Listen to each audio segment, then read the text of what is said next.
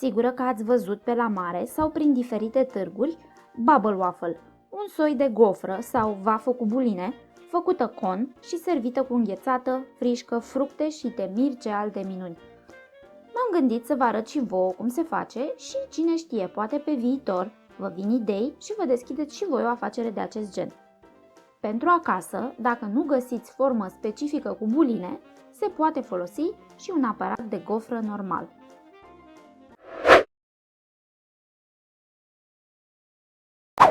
Ingrediente: 200 de grame de făină, un plic de praf de copt, adică 10 grame, 50 de grame de amidon, eu am folosit amidon de porumb, 3 ouă, 150 de grame de zahăr, dintre care o parte poate fi zahăr vanilat, 50 de grame de unt gras topit și 250 de ml de lapte, de 1,5% grăsime sau de 3,5%. Aluatul se face foarte ușor. Mai întâi punem în făină amidonul și praful de copt. Apoi amestecăm bine. Într-un bol încăpător spargem cele 3 ouă, adăugăm tot zahărul odată și mixăm la viteză mare până obținem o spumă consistentă care lasă dâre în urma mixerului. Apoi adăugăm untul topit și toată făina cu amidon și praf de copt. Amestecăm mai întâi cu mixerul oprit câteva secunde ca să nu ridicăm un norișor de pulbere, apoi pornim mixerul și mixăm din nou până ce toată făina s-a încorporat și nu mai depistăm cocoloașe. Acest pas nu ar trebui să dureze mai mult de 30 de secunde pentru a nu dezvolta rețeaua de gluten din făină, ceea ce ar face gofrele mai tari.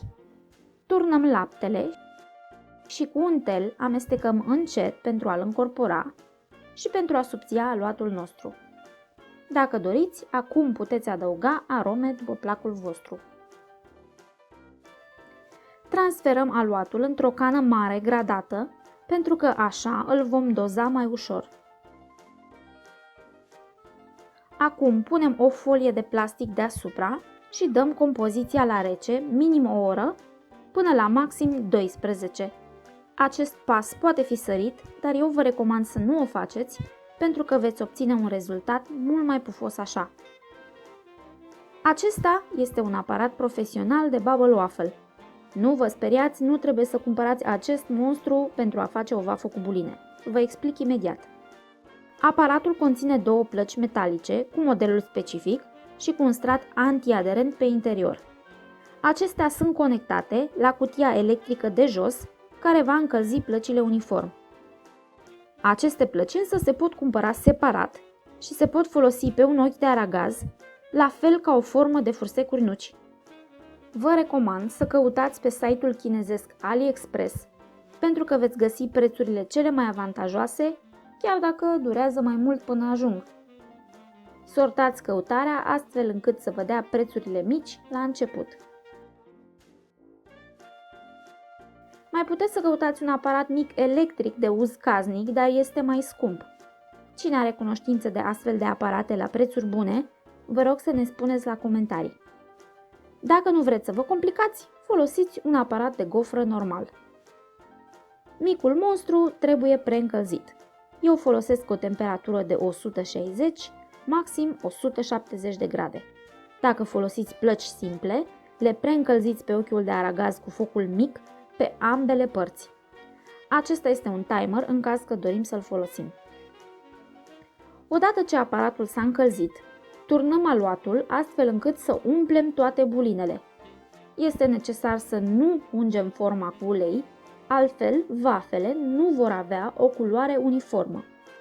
Îi punem capacul, facem o mișcare scurtă stânga-dreapta ca să distribuim egal aluatul, apoi întoarcem cu susul în jos. Este normal să avem un surplus de aluat care să curgă pe margini, de aceea unele aparate vin cu o tavă de pus de desubt. Timpul de coacere pentru acest aparat este de aproximativ 3,5 minute, dar poate varia. Dacă folosiți varianta pe aragaz, timpul se poate încadra între 5 și 10 minute. Bubble waffle-ul meu este gata. Cam așa arată. Mie îmi plac foarte mult bulinele acestea, mi se par foarte haioase. Vom obține cam 5 bucăți, maxim 6. Modalitatea de servire cea mai cunoscută este sub formă de con. Se umple cu înghețată, frișcă, sosuri diferite, fructe și cu tot felul de dulciuri crocante. Nu este însă nicio regulă, se poate servi și întinsă pe farfurie la fel de bine. Dacă aveți nevoie de o rețetă de sos de ciocolată, o găsiți la înghețata prăjită. Am să vă las un link la sfârșit și în comentarii. Așa arată și înăuntru.